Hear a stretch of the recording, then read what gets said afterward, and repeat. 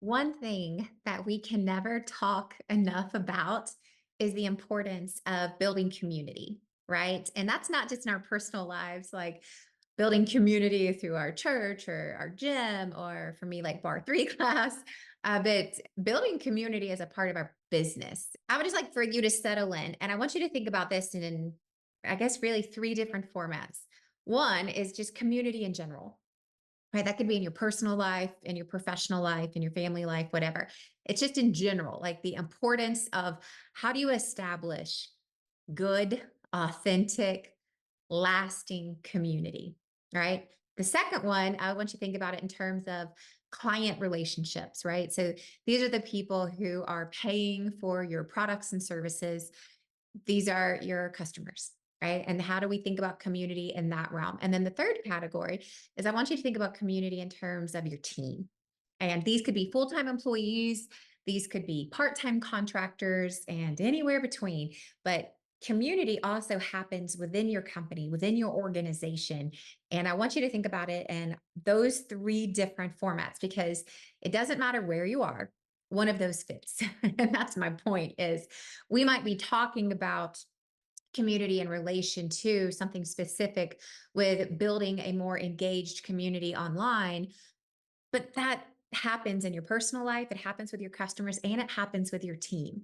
So it doesn't matter. So I just want you to think about this as you head into this conversation of which of those buckets am I going to filter through with this information, right? And maybe it's all three, but I would encourage you to pick one for this first round listen of which of these does this most closely apply to me and where I am right now. Is it my overarching just community in general? That would be more personal.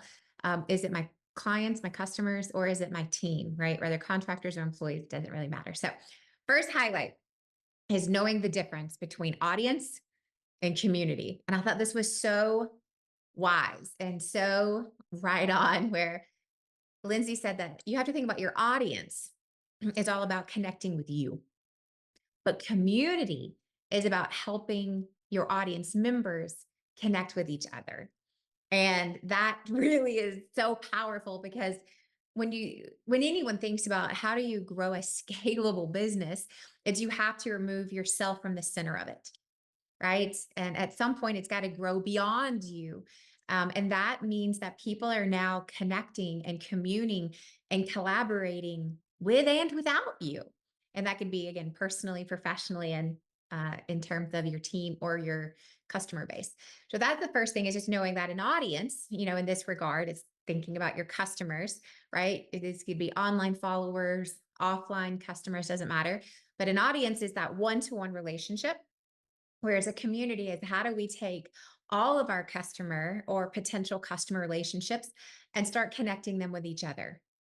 So it goes so much further beyond you. You're just the conduit of these relationships. You're the host of the party, right? You're the person who's just sending out the invitations, but you're not expected to entertain or talk to every single person the entire time at a party, right? You bring people together who are going to talk amongst themselves, who are going to connect and network and interact among themselves. Same thing happens in our personal life, same thing happens within our team, and the same thing happens in our customer base. So that's the first thing. Second thing, create the culture of people that you actually want to attract. Tons of much smarter people than I am talk about culture. But one thing that I believe is that culture should attract or repel people, right? If you have a well defined culture, people are attracted to it like a magnet or they are repelled by it like a horrible odor. Right? So you want to be in some regard just enough polarizing where people can go, wow, I didn't know a group of people like this existed. This is what I've been looking for. Or it's like, oh, you are not my people. But you want people to resonate with that. And the best way you can do that is you have a well established and a firm foundation of the culture of people that you want to attract. And so in my conversation with Lindsay Short, she said, so how do you do that? There's two quick things that I would love to share that she shared. Number one is ask yourself, what do you want to unify people around? Right. So when you think about rallying the troops, what is that, war cry, right? That rallying mission that everyone is coming together because they all believe in the same thing. They all want the same thing. That would be the first thing. Second thing is ask yourself, who is the aspirational person that my community wants to become? Right? So is it they're all trying to become better at wealth management? Maybe you're a financial advisor. Maybe they're trying to become better moms. Maybe you are very much in the business of helping support moms or working moms or parents or dads, whatever, right? Maybe it's for the aspiring entrepreneur. Maybe it's for the established entrepreneur, whatever. Just decide who it is, right? In order for you to attract these people, you have to know who they are and then where to find them, right? And that's a huge part of just establishing like this is the culture of the people that we want to attract. It's like, at Brand Builders Group, we say that we serve mission driven messengers. We want to attract a culture of people who are unified around this idea of mission over money, and that you make money as a byproduct of serving people well, of living out this mission, of having a message that is worth sharing and having the courage to share it, right? That is what we're trying to unify people around. And the aspirational person that our community wants to become is they want to become that person who is a conduit of good change in the world. They believe that their message has the power to change someone's life. Right? That is who we want to attract.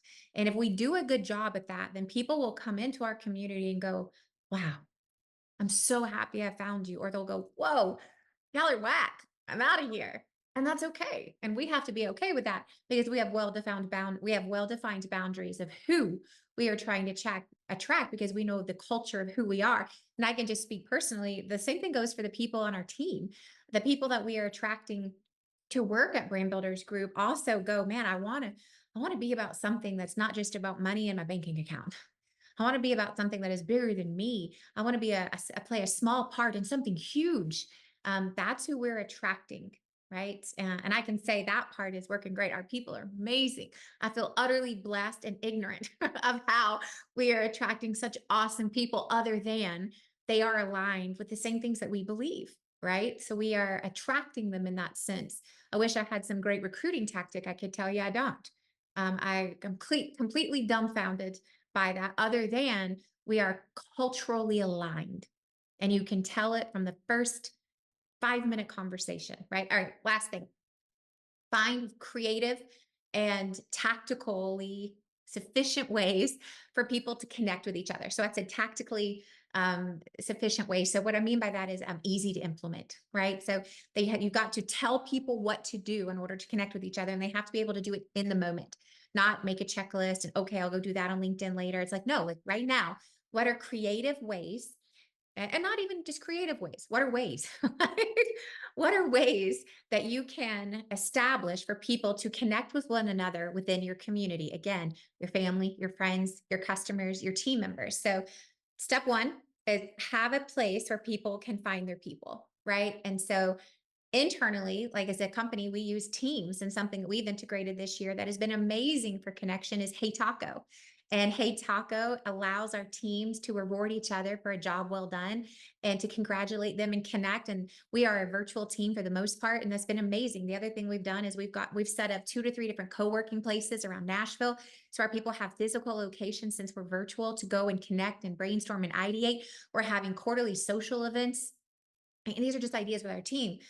Within our client community, right? Brand Builders Group community, who is the best community in the whole world. A shout out to all of you.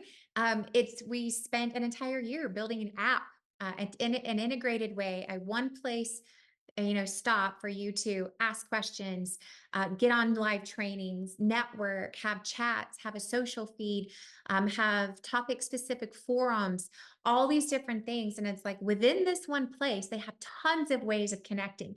They can hop on virtual training calls. They can hop on networking calls.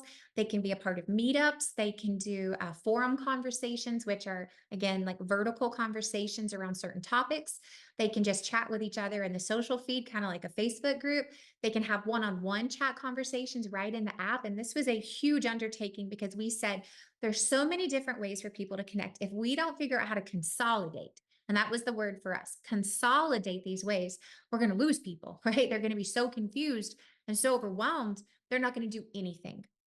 And that's what I mean by tactically sufficient, right? So it's one thing to go, you can, hop on this Zoom call, you can go to the Facebook group, you can go to, it's like, you can, but most don't. It's too much.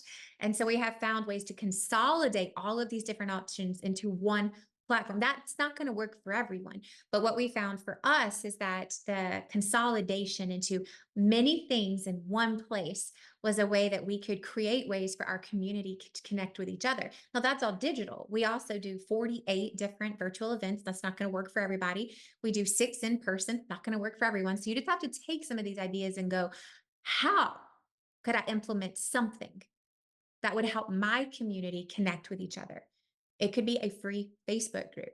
It could be Zoom meetups. It could be client appreciation events. It could be virtual. That could be virtual or in person. You could do a variety of things. You could also just go through your client Rolodex and go, who should meet each other? It could be as free and as manual as that, or have an app, right? So there's all different things. The point is what are you doing to help your community connect with more than just you, but help them to connect with each other? And that's what turns an audience into a fully alive and engaged community.